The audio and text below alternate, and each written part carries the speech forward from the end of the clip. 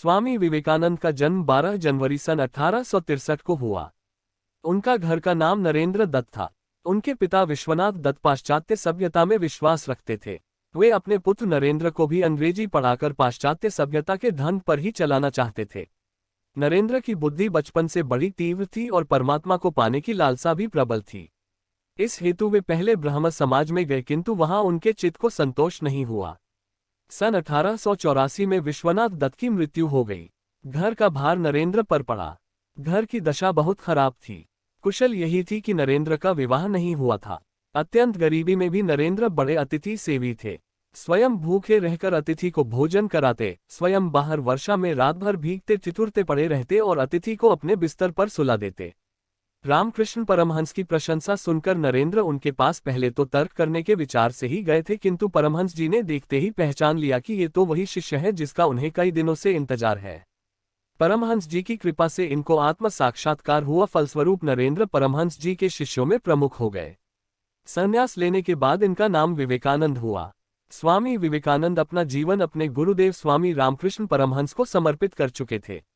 गुरुदेव के शरीर त्याग के दिनों में अपने घर और कुटुंब की नाजुक हालत की परवाह किए बिना, स्वयं के भोजन की परवाह किए बिना गुरु सेवा में सतत हाजिर रहे।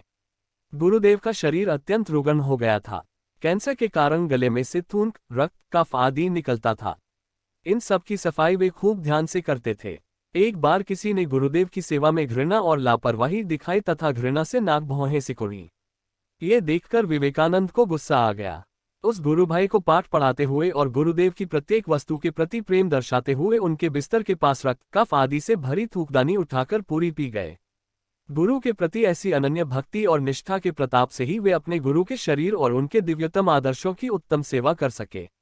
गुरुदेव को वे समझ सके, स्वयं के अस्तित्व को गुरुदेव के स्वरूप में विलीन कर सके, समग्र विश्व में भारत के अमूल्य आध्यात्मिक खजाने की महक फैला सके। उनके इस महान व्यक्तित्व की नींव में थी ऐसी गुरु भक्ति, गुरु सेवा और गुरु के प्रति अनन्य निष्ठा। 25 वर्ष की अवस्था में नरेंद्र दत्त ने गेरुआ वस्त्र पहन लिए। तत्पश्चात उन्होंने पैदल ही पूरे भारतवर्ष की यात्रा की। सन 1893 में शिकागो, अमेरिका में विश्व धर्म परिषद हो रही थी। स्वामी विवेकानंद जी उसमें भारत के प्रतिनिधि के रूप से पहुंचे। यूरोप अमेरिका के लोग उस समय पराधीन भारतवासियों को बहुत हीन दृष्टि से देखते थे। वहां लोगों ने बहुत प्रयत्न किया कि स्वामी विवेकानंद को सर्वधर्म परिषद में बोलने का समय ही न मिले। एक अमेरिकन प्रोफेसर के प्रयास से उन्हें थोड़ा समय मिला, किंतु उनके विचार सुनकर सभी विद्वान चकित हो गए। फिर तो अमेरिका में उनका बहुत स्वागत हुआ। वहां इनके भक्तों का एक बड़ा समुदाय हो गया। 3 वर्ष तक वे अमेरिका रहे और वहां के लोगों को भारतीय तत्वज्ञान की अद्भुत ज्योति प्रदान करते रहे। अध्यात्म विद्या और भारतीय दर्शन के बिना विश्वनाथ हो जाएगा, ये स्वामी विवेकानंद जी का दृढ़ विश्वास था। अमेरिका में उन्होंने रामकृष्ण मिशन की अनेक शाखाएं स्थापित की। अनेक अमेरिकन विद्वानों ने उनका शिष्यत्व ग्रहण किया। वे सदा अपने को गरीबों का सेवक कहते थे। भारत के गौरव को देश देशांतरों में उज्जवल करने का उन्होंने सदा प्रयत्न किया। 4 जुलाई सन 1902 को उन्होंने देह त्याग किया।